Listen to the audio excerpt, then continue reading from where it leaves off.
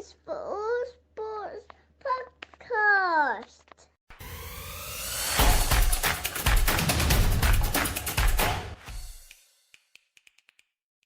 Welcome to the All Sports Podcast with me, Matt, and today, Joel. On to golf, shall we?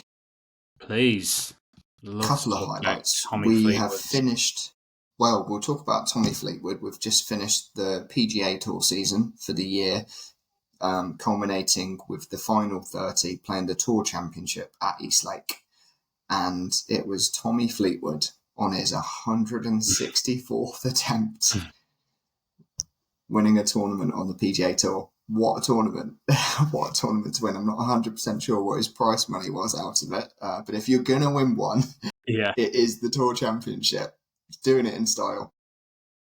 Yeah, he's been the Neely man so many times, hasn't he? It's so nice to see him win one.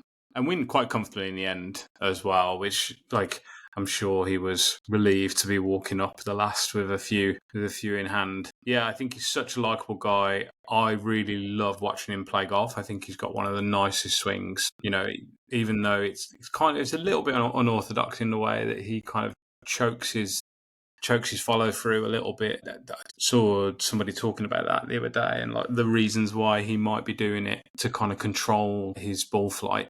Basically, to control the height that he gets on the ball or whatever. The flight's as beautiful as the swing. Yeah, that consistent draw that he has is so nice to watch. Yeah. Really pleased with him to get a win. I think he really deserved it actually, because he came really close a few months ago, didn't he? Had a bit of a heartbreaking final round. To what we'll talk about very, very shortly in Keegan Bradley, the runner-up to Keegan Bradley, the US Ryder Cup captain. But yeah, to speak more of Fleetwood, I said to you before we recorded, I'm actually surprised looking at his professional wins for the quality that he's been and how close to the top he's been for many, many years. I think he's been on the tour for nearly 15 years and he's won 11 titles, 7 on the European Tour, 1 in the smaller Sunshine Tour, and the Challenge Tour he's won 1 and picked up a couple of others elsewhere.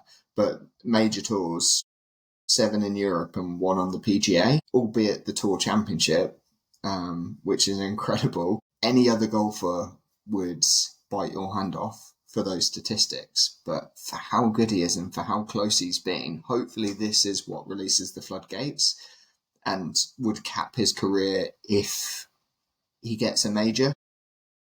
He's come close in every major. He's been top 5 in all majors. Masters 2024, he was tied 3rd. PGA, he was tied 5th in 2022.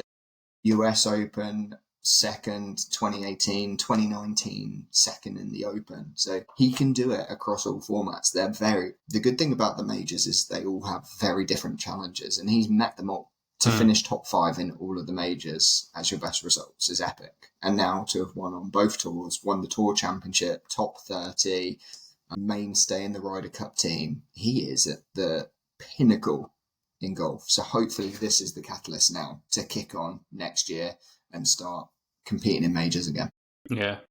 I mean, there's been a lot of chat about, how much he deserves it. And I think, is it 30 top 5 finishes over his career? I think he's been so close so many times. That's pretty consistent in terms of he's averaging 2 tournaments a year where he finishes in the top 5 at the highest level of golf. So he's playing pretty well, fairly consistently. He's had a few drop-offs like they all do, but this season in particular has felt like a good one for him. I feel like he's been in and around the top 10 quite a lot. I don't know exactly how many times he's finished in the top 10 on PGA events, but feels like he's been there or thereabouts a few times. Yeah, he's always a good bet each way.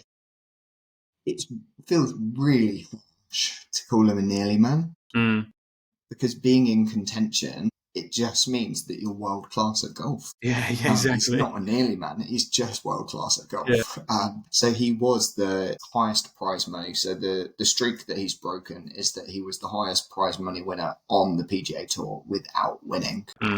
Without winning a tournament. So that's now broken, which is amazing. Anything else to add on Tommy Fleetwood? Obviously, yeah, he runner-up to the US Ryder Cup captain in Keegan Bradley earlier this season. Keegan Bradley has had an epic season. Was a bit of a rogue pick to be captain anyway, because he's only 39 or turned 39 this year. The average age of a tour player on the US tour, on the PGA tour in the US, is 35. So he's just above the average age of the tour and hasn't played loads of Ryder Cups. I think he's only played a couple. Correct me if I'm wrong, someone. But I think he's only played a couple and heartbreaking results in both, I believe.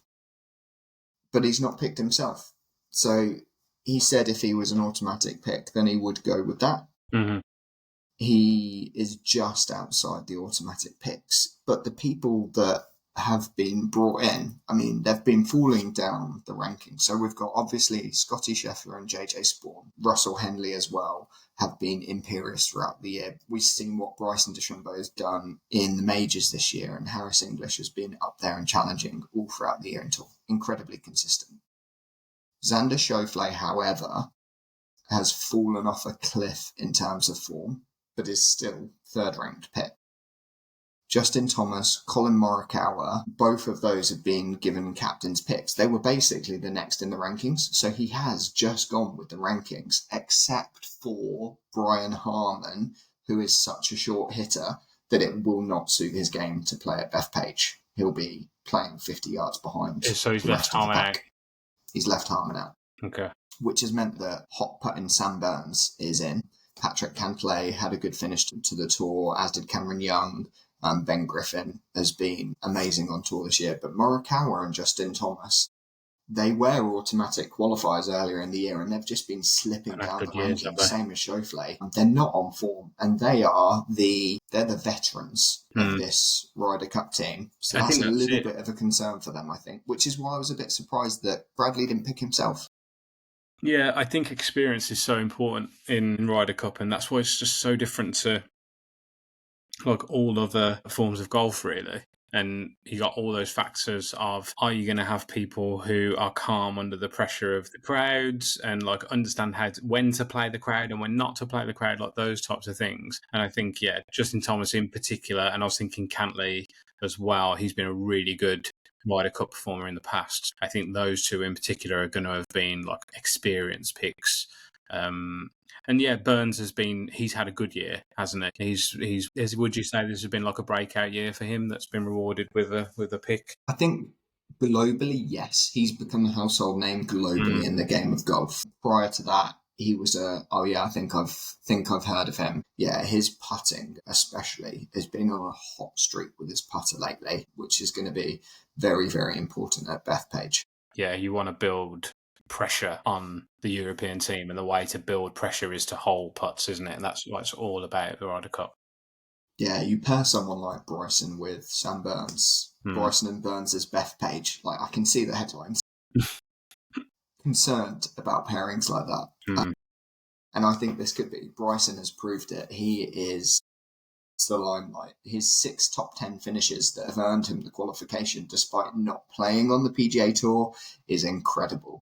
6 top 10 finishes in majors, that is. There's a 17-month qualification period that he's done that. 6 top 10 finishes in majors. That's unrivaled, except for obviously Scotty. So we're not talking about Scotty, but Scotty, yeah. I don't know how anyone gets on in terms of like playing with Scotty. I don't know who he gets paired with. I'm not sure about those pairings. He's struggled in Ryder Cups previously, hasn't he? Yeah, he has. The last Ryder Cup, he did struggle. However, it was post that Ryder Cup that he really then kicked on and hasn't looked back since. However, he would say he's not playing his best golf right now. But him not playing his best golf now he still gets him an each-way finish at the Tour Championship as well as a major this year. So that looks pretty ominous for the Ryder Cup. So we will see next Monday afternoon, 2 p.m. UK time, we'll have Luke Donald's picks for the European team. So we'll talk about that when we do the pod next Monday. If you've enjoyed listening along, you can like and subscribe on Spotify and YouTube. You can get in touch emailing us at allsportspods@gmail.com. And we will catch you on the next one. Cheers. Cheers, mate.